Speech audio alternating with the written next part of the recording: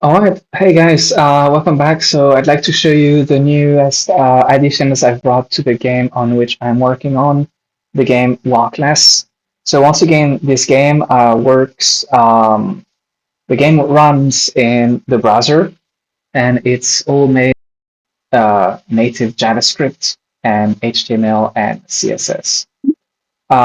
So here I'm going to talk about mainly two things: the fog of war and cultures.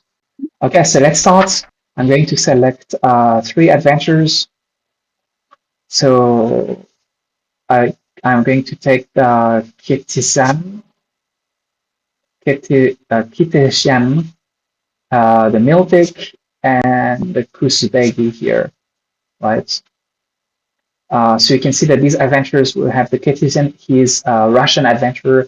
This one here has the Altai culture, and this one here has the Altai culture as well, right? And they have their starting skills. We have a heal, marksmanship, and hunt. Okay, let's start the game. And here I'm going to enter the region Buryatia. Actually, here, this region, once again, right? A region is a cell in the world map, right? Which is represented here in this area here, and you can explore the whole thing. This is open world, so you can go wherever you want. So the first thing I would like to talk about in this video is the fog of war. So you can see these rocks here, these kind of like yeah, they represent impassable elements. So I've made so that they cast a fog of war behind them, depending on the position of our group. Um, So it's pretty cool. It's pretty neat. It works well.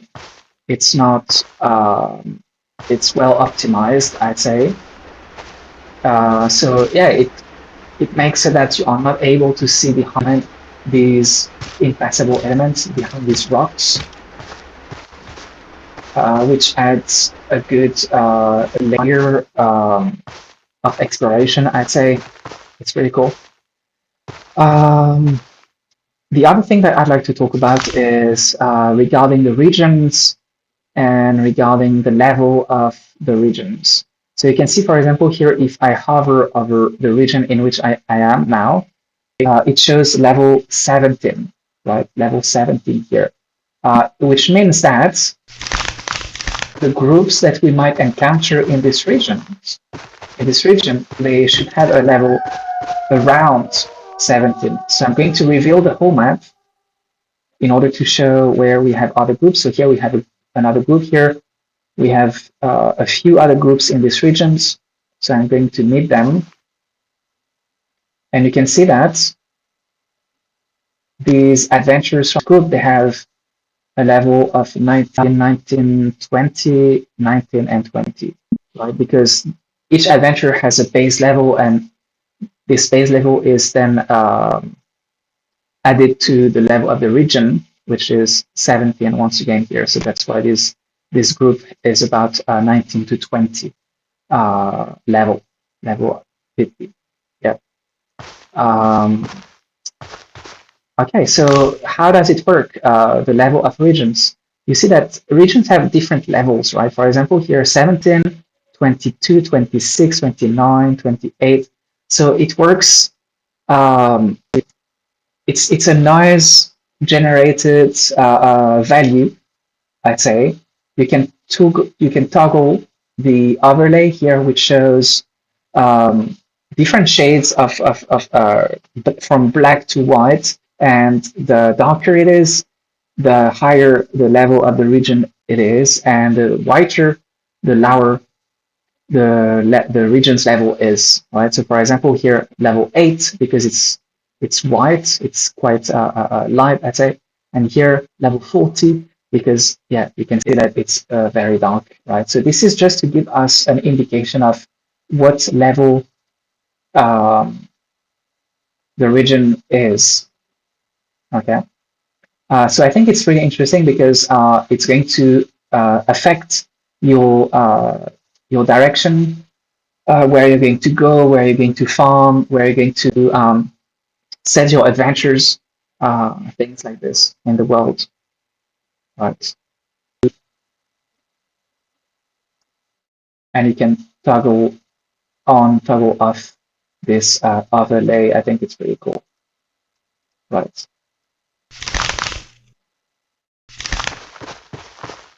Okay. The other thing that I'd like to talk about here is cultures. So you know that each adventure in the game has one or two cultures. For example, here we have adventures with one culture. We have Russian, Altai, and Altai again.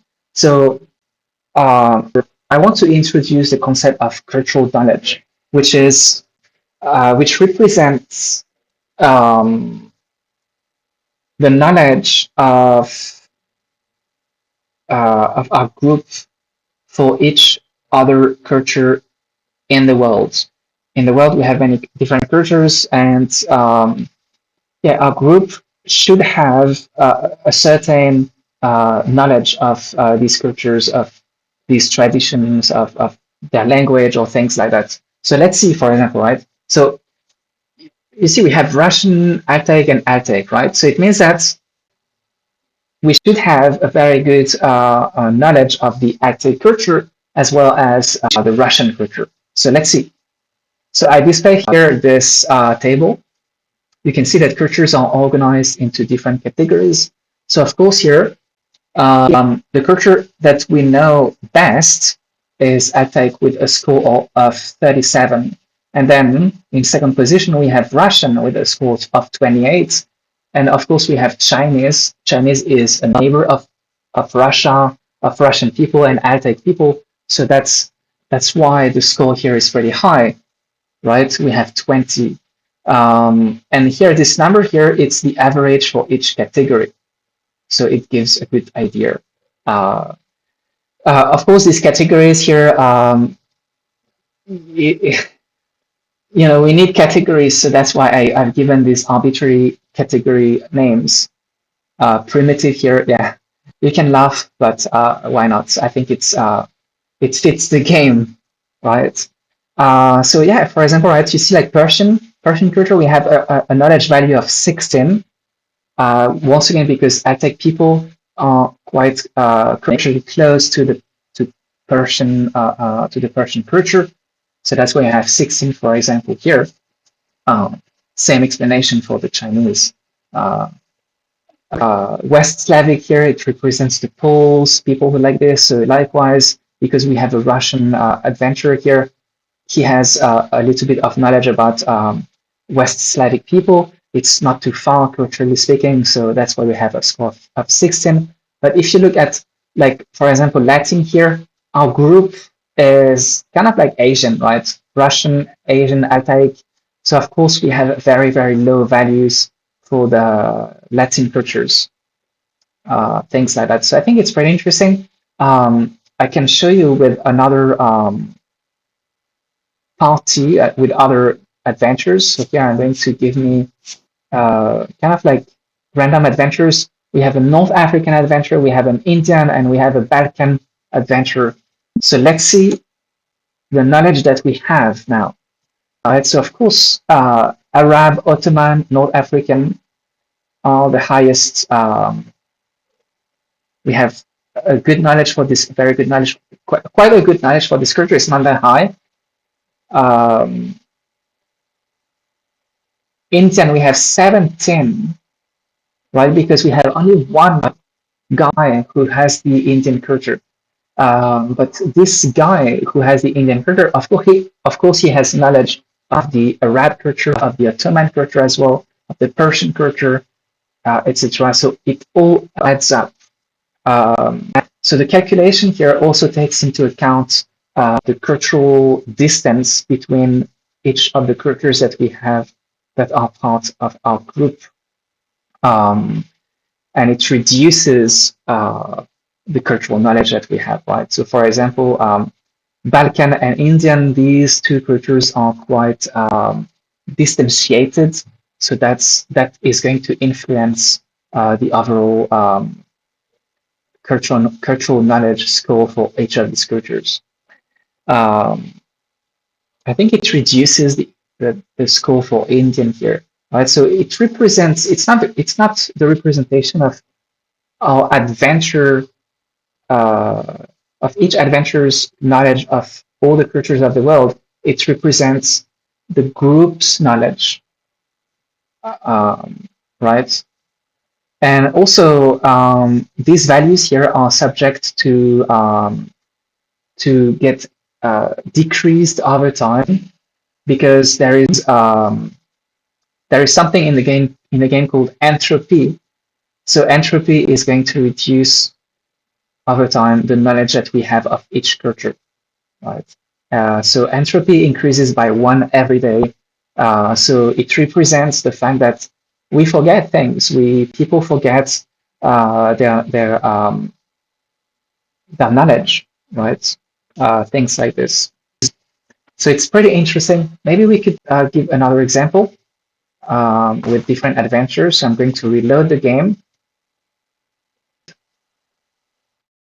and I'm going to select kind of like French adventure, a German adventure here, and an Iberian adventure, so kind of like Spanish. So let's see what we get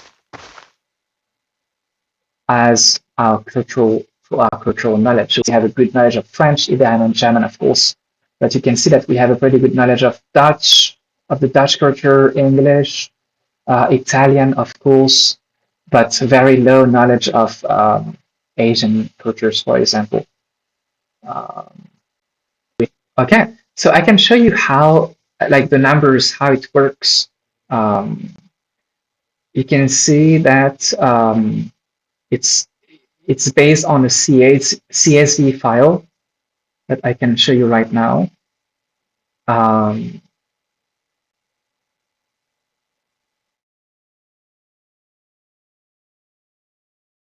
wait a second.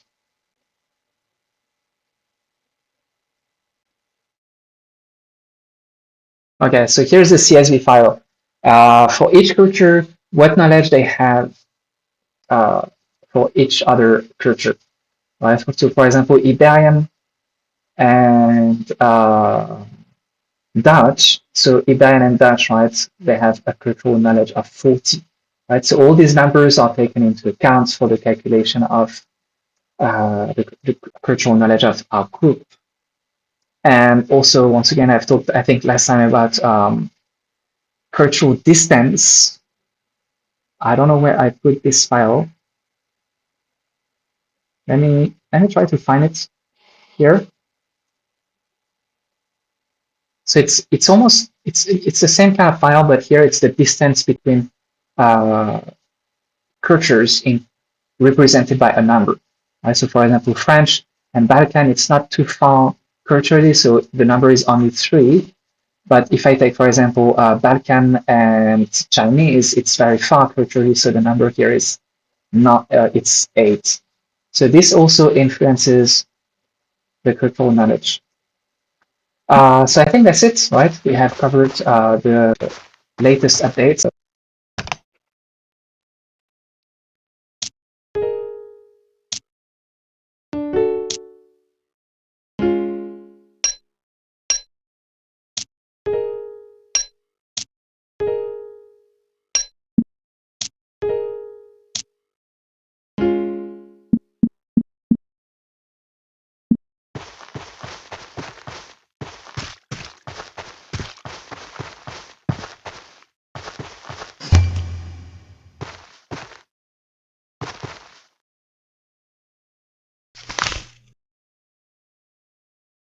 Levels